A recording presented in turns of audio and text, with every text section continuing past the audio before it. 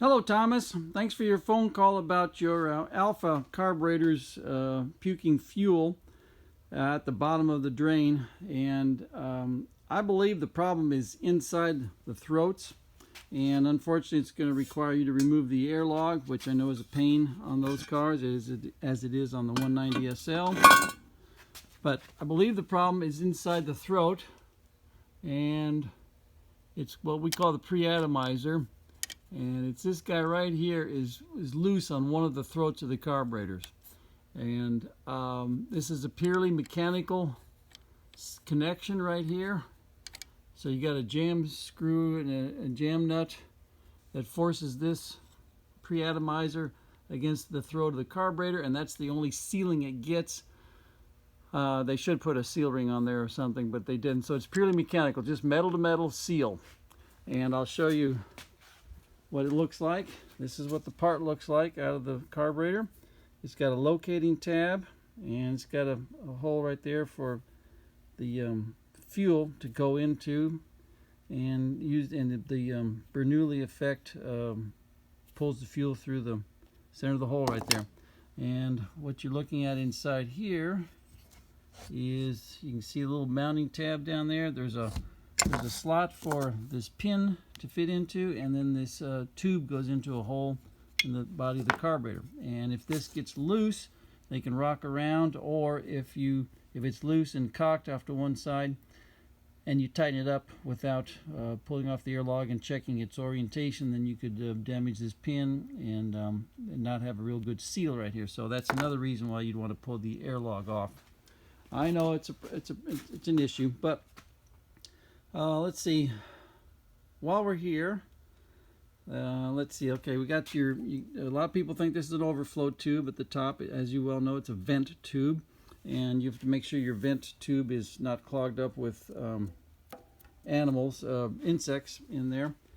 You'd also mentioned the possibility of the float, the needle and seat being a problem. It could be stuck open. That's a possibility. But you got your filters on there, so that's why I didn't think it was the needle and seat. And then, of course, the float itself could spring a leak. It's very rare, but it's possible the float has sprung a leak. So you'll know when you get in there, when you pull the float bowls off it and see what's going on. Speaking of which, let's make sure you got your proper float fuel level in there.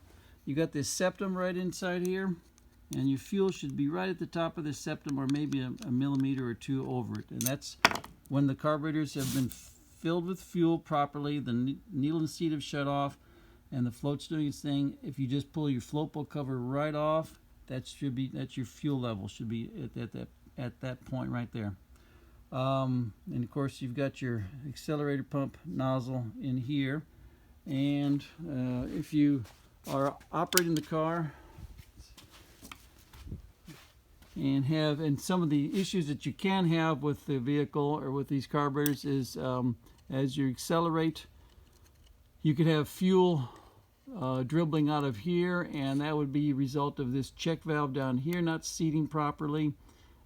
So that's another thing. This should have a screen on here and to help filter out some of the boogers so that you don't get anything clogging up your accelerator pump discharge nozzle. And these usually have a brass or steel ball inside them, and they're usually very durable, but you may need to clean it out. Another issue I wanted to discuss. Brain fade. What did I want to discuss? Shoot. What else?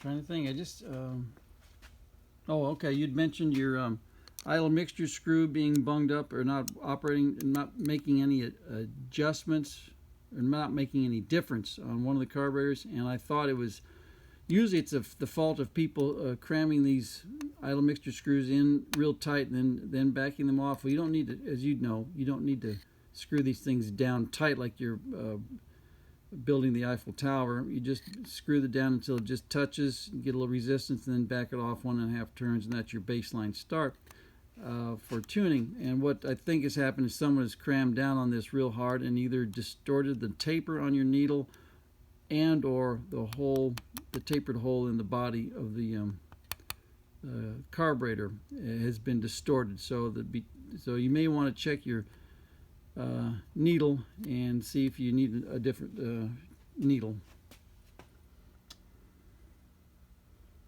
Obviously, be sure to check. Let's see. Well, you said everything was running fine. You just all of a sudden it started puking fuel. So, as far as I can tell, it's the biggest problem is going to be your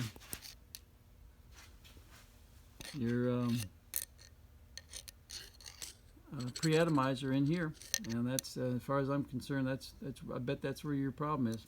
Let me know if this helps. Good luck.